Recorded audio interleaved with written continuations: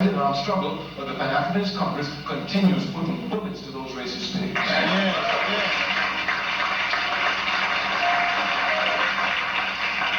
Their slogan is a very simple slogan. One settler, one bullet. That's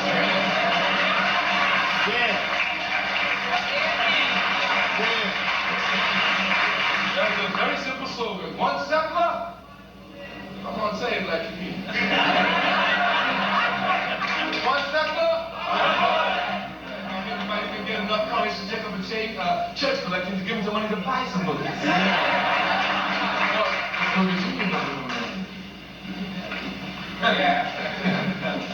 Pan-Africanists know George Padmore. You must know George Padmore. George Padmore was a stern Pan-Africanist. He was born in the Caribbean, organized there, came to America, organized here, went to Europe, organized there, was a great organizer. The international communist movement, seeing his task, brought him into their fold. And George Padmore rose rapidly in the ranks. His job was to organize national liberation movements against British imperialism, French imperialism, Portuguese imperialism, Belgian imperialism, etc., etc., in Africa, in Asia, and in Central and South America. He would come to know people like Mao Zedong. He would know Nehru. He would teach at the University in Moscow with Ho Chi Minh. He would arrive at the rank of colonel in the Red Army and advisor to Stalin on the national question.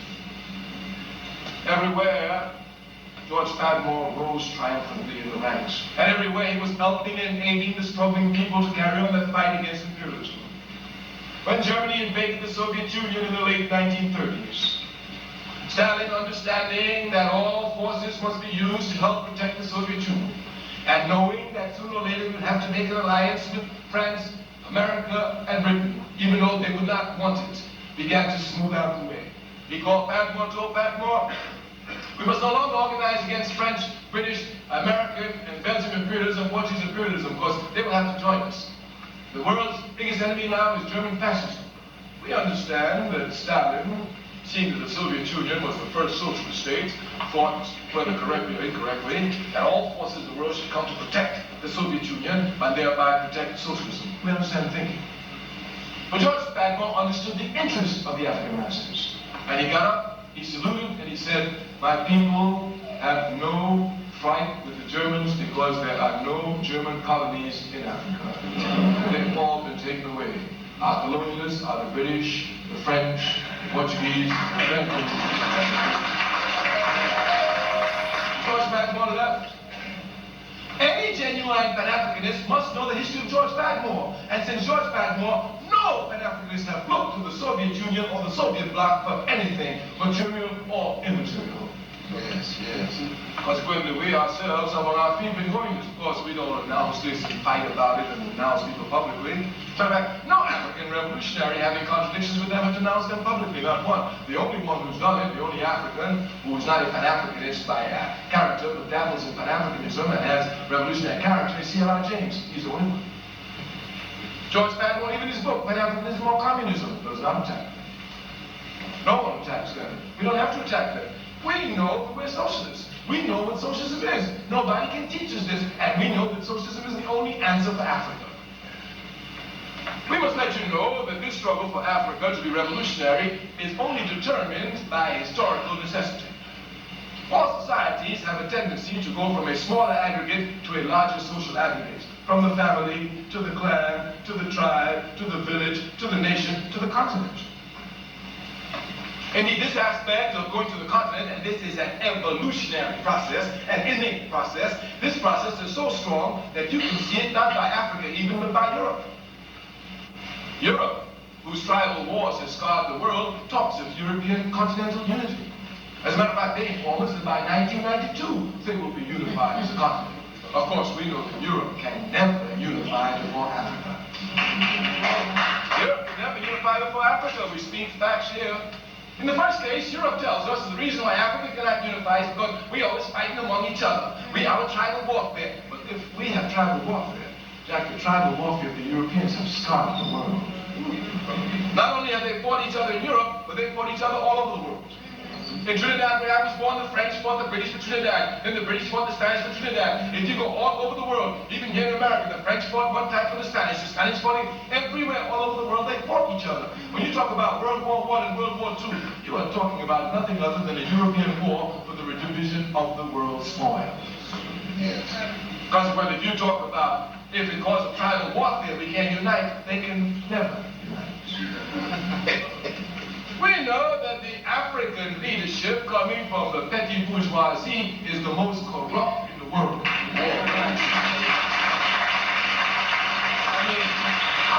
Those who occupy positions of power are nothing but the scum of our race. Yes. They don't care about us at all. But they themselves actively work against the unity of our people. But none of them can ever come publicly before the masses and say they're against African unity. Yeah. Even he was actively working and said, well, I'm for African unity, we ought to try and go slow, don't rush it, you know. But none of them say I'm against African unity, none of them. No jive, Uncle Tom in America can get up and say he's against the people coming together. Even though we ain't coming together, he's trying to keep us apart. He can have it. But you will read your newspaper. You will even look at television every day, European leader, whether it be Margaret Thatcher, whether it be Major, whether it be Mitterrand, whether it be whichever, we and say, well, we don't need European unity because if we get it, we will suffer in the agriculture area. And if we have European unity, the tariffs will be too high. And they have rational discussions about not having European unity. It could never happen in Africa. Finally, on the cultural aspect, the most powerful aspect. I've heard many songs sang to Germany, to France, to England. But I've never heard any songs sang to Europe. But the songs that I've heard sung about Africa, I can stop at Bob Marley alone. Finally, I have never seen anybody wear Europe around their neck on the terrace.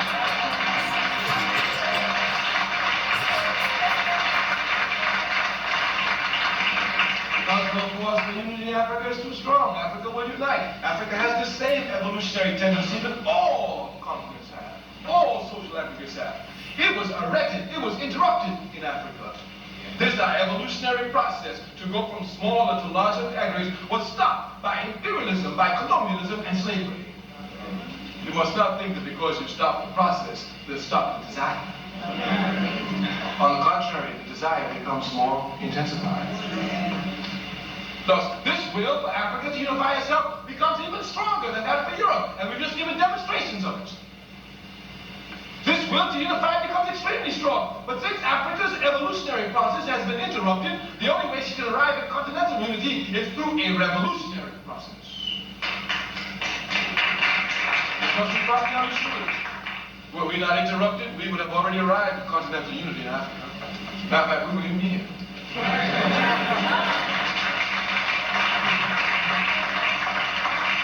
This process has been interrupted. It must be revolutionary. It must be revolutionary because that evolutionary process has been stopped. And since it's been stopped, it must be revolutionary to fight that which is stopping it to bring it on a higher level. We say Africa's movement towards continental unity was interrupted by colonialism and slavery, offshoots of capitalism.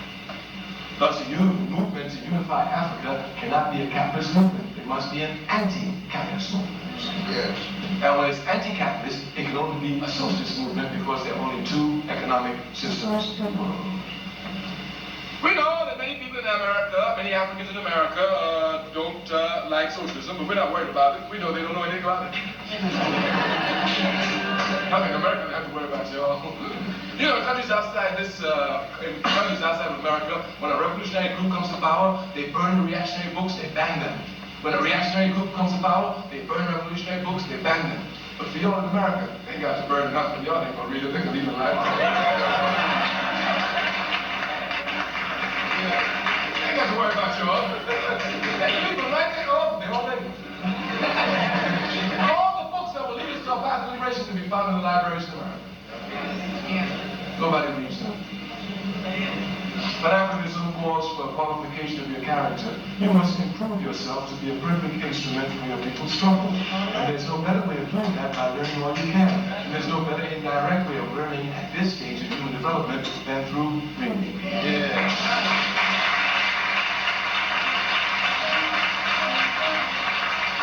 matter of fact, the reason that we're against Africa is because we're ignorant of it. That's right.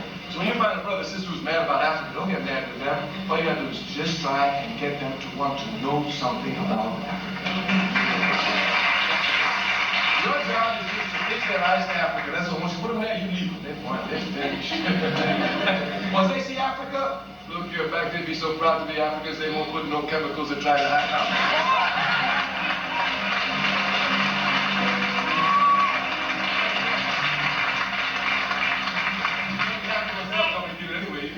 Natural process. Yes. We must qualify ourselves.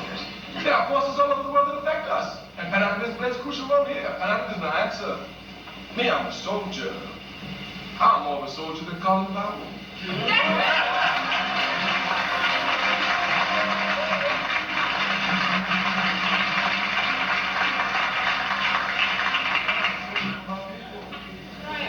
I'm a soldier.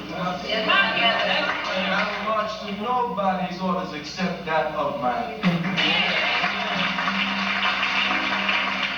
Powell is not a soldier.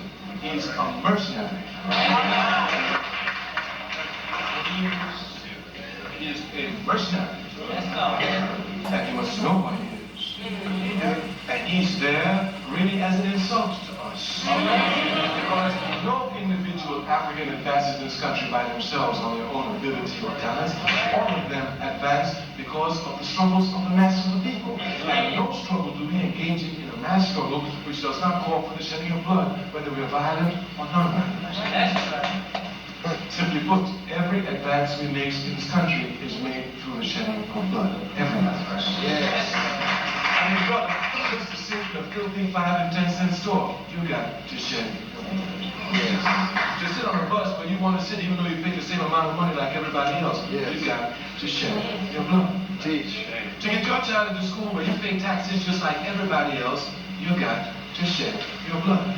Even if you got money and want to live where you want to live in certain communities, you got to shed your blood. Yeah. Even for the most sacred aspect of their democratic system, the vote, you got to shed your blood. Yeah.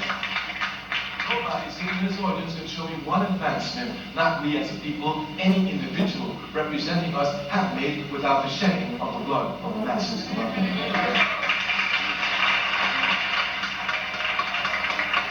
Our occupies this position not because of the great soldier, but because of the masses of his people, personified by none other than Dr. Martin Luther King Jr. So it's King who came to demoralize the African troops with the truth about American imperialism. And since he came to demoralize them, to win them back, they put power on them. It's a scientific fact. He was analyzed. He didn't get there because he didn't get there. No, they put him there. They put him there to confuse us.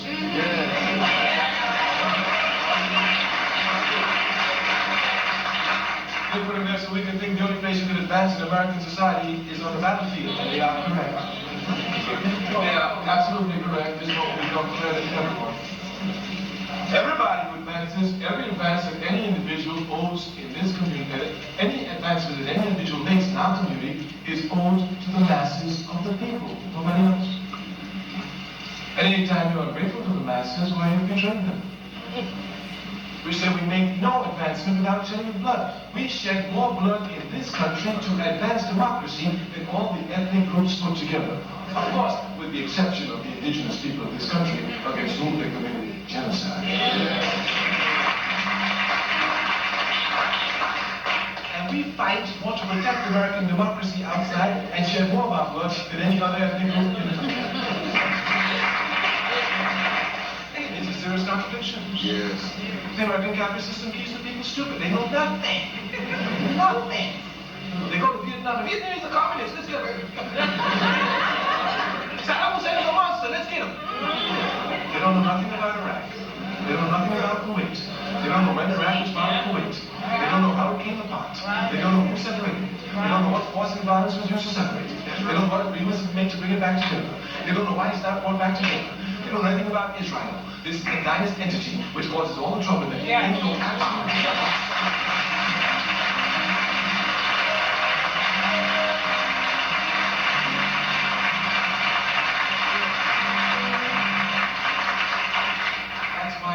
Lose the war.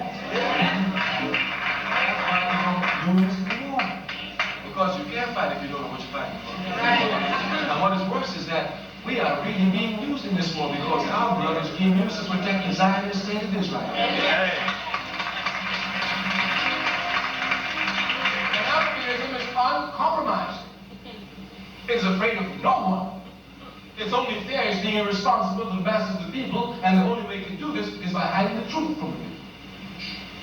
And Africanism must expose the enemies. Zionism is an enemy of Africa. Yes. It controls the entire political situation of this country. That's right. Our politicians hop back and forth to Tel Aviv quicker than they go to Johannesburg to see what they're doing.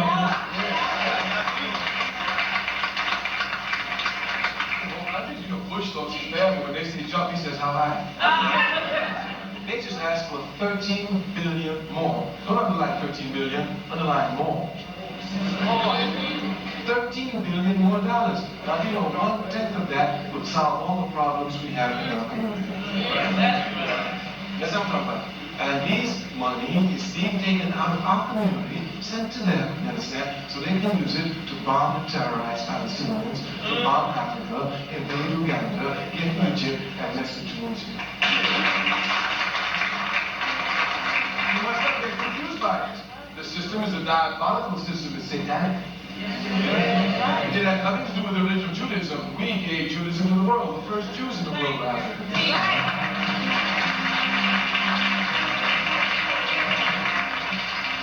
I don't even want you to go and look at Dr. Ben giving you this information. You go and look at Sigmund Freud, his last book, Moses and Monotheism. We gave Judaism to the world. Zionism just found its expressions in 1897. The same year that Pan-Africanism got its name written into the World Dictionary. Zionism is a movement which says that they're going to find the state that God promised to his chosen people. The founder of political Zionism is a man named Theodor Herzl. H-E-R-Z-L. This man, Herzl, and his diaries tell us that he's an atheist. Now, an atheist is not someone who doesn't believe in God. An atheist is one who says affirmatively that God does not exist. Can you tell me how a man who tells us that God does not exist is going to find the state that God promised to his chosen people? Is that a statement in disguise?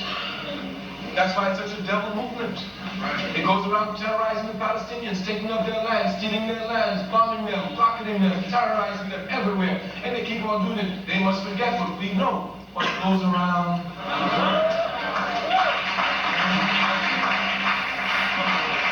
We must raise proper resistance against this war.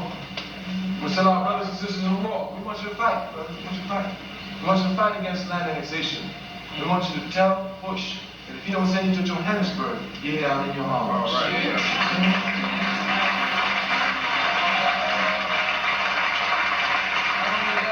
Matter of fact, I'm sending you to take your arms, cross the burning sands, go to Saddam Hussein, and we'll make sure that he sends you to Johannesburg. Fight the real terrorists, he'll make our life.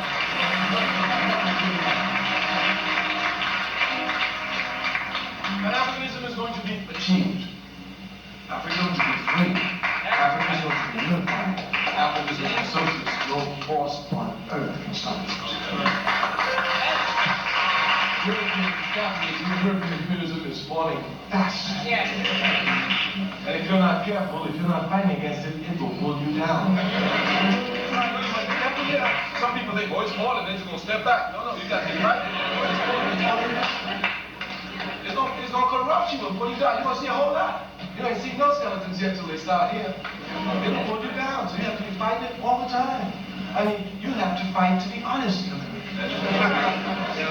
I mean, you have to fight to be honest. If you don't fight to be honest, you'll be tricking and cheating and slipping and don't even know it. You have to fight to be honest.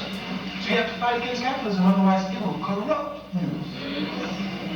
Pan-Africanism doesn't look to any instrument except an instrument created by its people to free it. We do not look to the Democratic Party. It's a corrupt instrument. It cannot free us. No corrupt instrument can free the people. We must have our own instrument, our own incorrupted political party, a mass political party. We are Pan-Africanists, I'm never pessimistic. We know our people are winning. When we see the enemy pumping drugs into the community, we're not pessimistic. We understand this is being done to stop the rising consciousness of our enemy.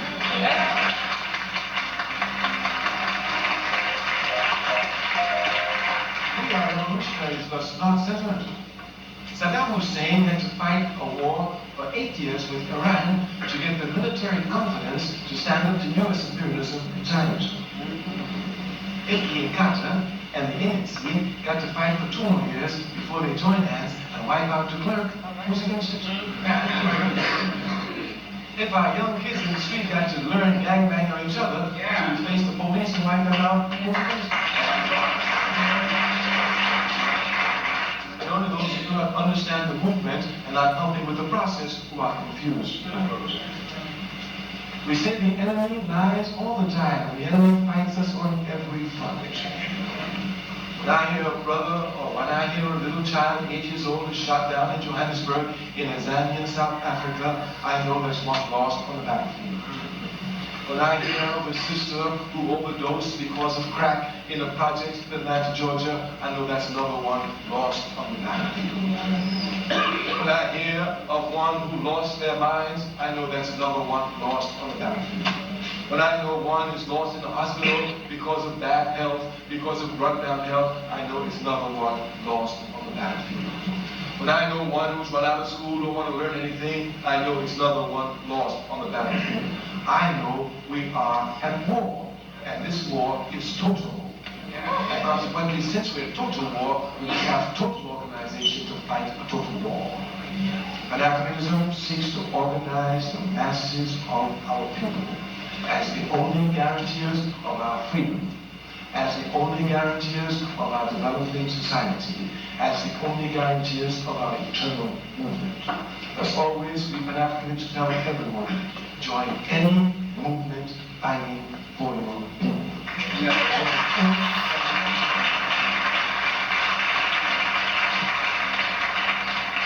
Do not say how much you love your people. Like a good Christian, let your light shine so others will glorify the Father. We wish to thank you. We wish to encourage you. We wish to tell you that you must never be pessimistic. Victory is ours. We have already shed enough blood to consecrate it. We want to tell you that the only way your people will be free is by being organized, and you must come to help organize them. That you must not be afraid of socialism. We want you to come to know it, to understand it. You should not be afraid of anything you don't know. This is childish. You should come to know it. We want you to know that Africa is your only home. We want you to know that Africa is your only home. I want you to know that your culture must come from Africa, that your religion must come from Africa, and all your gods you have must look like you.